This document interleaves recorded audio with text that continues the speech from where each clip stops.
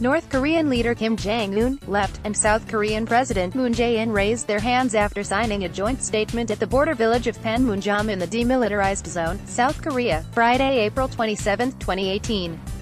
Uncredited, AP. Last week, the world witnessed a first tangible step toward a peaceful, prosperous Korean peninsula. April 27, 2018, Kim Jong Un became the first North Korean leader to step foot in South Korea, where he was welcomed by South Korean President Moon Jae-in. A few days later, the South Korean government reported that Kim had promised to give up his nuclear arsenal under certain conditions. While some viewed the summit with skepticism and issued reminders about Kim's villainous past, others began talking of a unified Korea, a reasonable reaction considering that the leaders signed a document called the Panmunjom Declaration for Peace, Prosperity and Unification of the Korean Peninsula. The intentions of these two leaders is key. For while Donald Trump and Xi Jinping and Vladimir Putin may tweet and hold meetings, it is the nearly 80 million Koreans who will determine the future of how they will share their peninsula. As scholars who study Japan, Korea and East Asia, we know that the Cold War has always been hot in Asia. That's why we suggest the focus now should be on forging new ties with North Korea. The question of how South Korea and North Korea will merge can be left for the future. To understand why, it's helpful to remember why Korea was split into two countries in the first place. Creating two Koreas in August 1945, in the basement of the State Department in Washington, D.C., two American Army officers traced a line across a National Geographic map and divided the Korean peninsula, at the time colonized by Japan, at the 38th parallel. In this October 1945, leader Kim Il-sung gives a speech at the Pyongyang Citizens Welcoming Rally returning in triumph in North Korea. Anonymous, AP. This division was part of an Allied vision of Japan's impending defeat. Many, especially the Russians, had anticipated that Japan would be divided like Germany. After all, it was Japan, not occupied Korea, who was the enemy combatant. Yet the Soviets acquiesced to the American idea. Ideological camps among Koreans that had taken root under Japanese oppression challenged one another for expression in the following months. Eventually, the Communists gained leadership in the North and their challengers in the South. 5 years later, the Korean War erupted to claim the lives of 1 in 8 Koreans. Tens of thousands of international participants would also die in what history books flatly name the first major conflict of the Cold War. The 1953 armistice ending the fighting in Korea more or less followed the 1945 line. Under this agreement, Koreans who had collaborated, resisted or simply endured Japanese rule prior to the Korean War, 1950 to 1953, now found themselves assigned entirely new identities, North Korean and South Korean. The meaning of these names has diverged and morphed into new realities on both sides since then.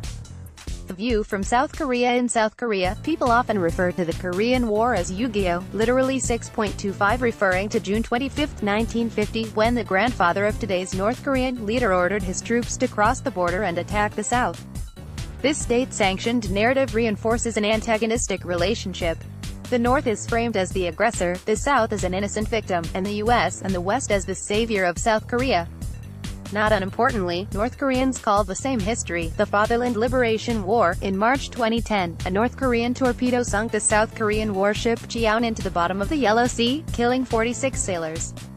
Jin Sung-chul, AP. While the 2015 Asan report finds that more than 80% of South Koreans dutifully answer that Korea should be reunified, fewer than 20% support immediate reunification. Their sense of an ethnic bond is decreasing, and reunification is mostly seen as an economic burden. In 2010, former President Lee Myung-bak proposed a reunification tax to support the costs of reunification whenever it came. The tax proposal received little support from the public or among politicians, especially after the North's attack on a South Korean warship Jae-in and the shelling of the South's Yeonpyeong Island later that year. Speaking in 2014, former President Park Geun-hye also tried to promote a positive image of reunification, calling it a jackpot debak. She claimed that reunification, a combination of North Korean labor and South Korean technological advancements, would create jobs and strengthen the Korean economy. Despite government's effort to reposition the reunification issue, public opinion data show that South Korean youth are only increasing their detachment from North Korea. An easier path. So, if an older generation's understanding of reunification is a hard sell, what is the path forward? South Korea could instead seek a peaceful coexistence of two Koreas with free trade, free exchange of people and no military threats. Perhaps public support for reunification may re-emerge and strengthen as ties are strengthened through increased exchanges at the civil level and greater economic independence in the North, thereby lowering the costs of reunification. One of the main reasons there has not yet been a resolution to the North Korea problem has been persistent, divergent dreams of reunification. For the US and South Korea, a reunified Korea would be a liberal, capitalist democracy.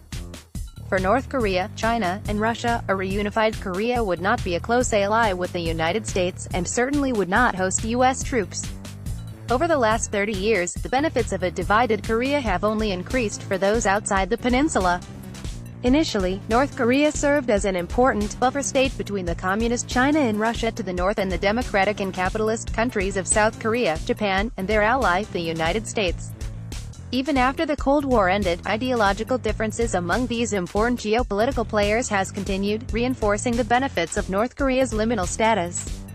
North Korean leader Kim Jong Un, left, and South Korean President Moon Jae-in, right, eat Pyongyang naengmyeon or cold buckwheat noodles during a banquet at the Korea Summit in April 2018. Korea Summit Press Pool, AP. If we can follow public opinion in South Korea and temporarily abandon the dream of a single Korea, it is possible to see that everyone would benefit from a peaceful, prosperous, non-nuclear North Korea. China's economic success has demonstrated that a country can take advantage of markets without becoming a capitalist democracy. It can offer North Korea guidance on how to develop using the Chinese model. If neighboring countries opened up their markets to trade and offered targeted foreign direct investment, North Korea can experience the kind of economic miracle that Japan, South Korea and China have already enjoyed. If the United States and its allies can offer security guarantees to North Korea, it should not need to hold on to its deadly nuclear weapons. If North Korea can recognize that it is in everyone's interest that North Korea not only continues to exist but becomes more prosperous, perhaps Kim Jong Un will make good on his promise to let go of his nuclear ambitions. Once North Korea is more economically independent, maybe reunification can be conducted as a joyful reunion between equals. That day is far in the future, however. In the present, powerful negotiators must find the skill to chart a path toward peace and prosperity for North Korea. If they can manage it, they will have left a great legacy to the world.